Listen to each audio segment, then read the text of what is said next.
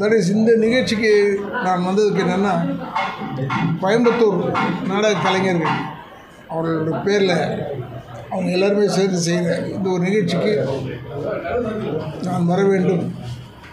ஏன்னா இதில் நிறைய பேர் போட்டிருந்தாங்க. பட் இருந்தாலும் அவங்களும் வரல. இருந்தாலும் சொல்லிட்டு இது வரேன்னு. அதுலேயும் நாடக நிகழ்ச்சின்னா நம்ம வராமல் இருந்தோம்னா தவறாகிடும். நிறைய வேலை இருக்குது மெட்ராஸில் சொன்னால் யாருக்கும் தெரிய போகுது இல்லை. இருந்தாலும் அதையெல்லாம் மீறி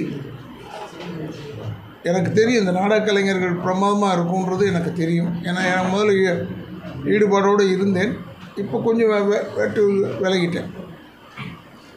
ஆனால் வரும்போது என்னை உபசரித்தவர்கள் வந்து நான் வர வேண்டும் சொன்னவர் அனிதா. என்னை வந்து உபசரித்தவர் வந்து இந்த கல்லூரியில் வருவார். அவர் விஜயன் வந்து ஏர்போர்ட்லேருந்து என்னை கூப்பிட்டு வந்து ஹோட்டலில் இறக்கி விட்டுட்டு திருப்பி ஹோட்டலுக்கு வந்து காலையில் என்னை கூப்பிட்டு அந்த கோயிலுக்கு போனார், சாய்பாபா கோயிலுக்கு. உண்மையிலேயே எனக்கு ரொம்ப பிடித்த விஷயம் அது. ஏன்னா அந்த சாய்பாபா கோயில் வந்து வேறு அந்த சிறுதியிலேருந்தே வந்திருந்தார்கள் அந்த கோயிலை கட்டணும்னு.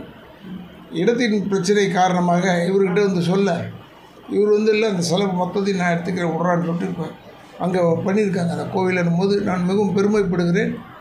ஏன்னா வெறும் லாபங்கள் மட்டுமே சம்பாதிக்காமல், ஏன்னா நடத்துகிற காலேஜ் கஸ்தூரி காலேஜ் வந்து அது நிறைய டிபார்ட்மெண்ட்ஸ் இருக்குது, ஏரோநாட்டிக்கல் இருக்குது, எல்லாமே இருக்குது. பட் இருந்தாலும் இதையெல்லாம் மீறி அந்த ஆன்மீகம் சைட்லேயும் கொஞ்சம் ஹெல்ப் அவுட் பண்ணியிருக்காருன்னு போது அவர் விஜய் ஆகட்டும், அவங்க அப்பாவாகட்டும், அவங்க மனைவி ஆகட்டும், எல்லாரையுமே நான் மிகவும் எனக்கு ஏன்னா இந்த இடத்த காமிச்சதுனால எனக்கு இப்படி ஒரு விஷயம் இருக்குன்றது தெரியும். ஆனால் இந்த ப்ரெஸ் மீட்டுன்றது விடின் பிளான் இட் அவுட். திடீர்னு ப்ரெஸ் மீட்னு பக்குன்னு ஆகிடுச்சு எனக்கு. நான் உண்மையை சொல்கிறேன். ஏன்னா பதில் சொல்ல தெரியாமல் இல்லை. நம்ம இந்த ஃபங்க்ஷனை தவிர வேறு ஏதாவது கேட்டிங்கன்னா நான் பேச மாட்டேன். இந்த ஃபங்க்ஷனுக்குள்ளேயே கேளுங்க, பதில் சொல்லிக்கிட்டே இருக்கேன். நன்றி. சரி, இப்போ இந்த நாட்டுப்புற கலைஞர்களை எப்படி அழிஞ்சிட்டு வர செயலாக சார் எல்லாமே அப்படி தான் சார். எல்லாமே அப்படி தான். லேண்ட் இருக்குல்ல, முதல்ல எவ்வளோ பெருசாக இருந்தது, லெமூரியா கான்டினென்ட்ன்றது பெருசு, அது காணாம். இப்போ அது மூலமாக உள்ளே வந்துடுச்சு. இப்போ வந்து மாமல்லிபுரத்தில் கூட கொஞ்சம் கொஞ்சம் தண்ணி அரிச்சிக்கிட்டு இருக்குன்னு சொல்கிறாங்க. ஏன் அவ்வளோ தூரம்? இப்போ தனுஷ்கோடி இருக்குதே, இப்போ அது மாதிரி ஒரு இடமே இருக்குன்னு இல்லைன்னு தெரிஞ்சு போச்சு. அதனால் ஒவ்வொன்றுமே ஃபேட் அவுட்டு ஒவ்வொன்றும் இன்கமிங் இருக்கும்.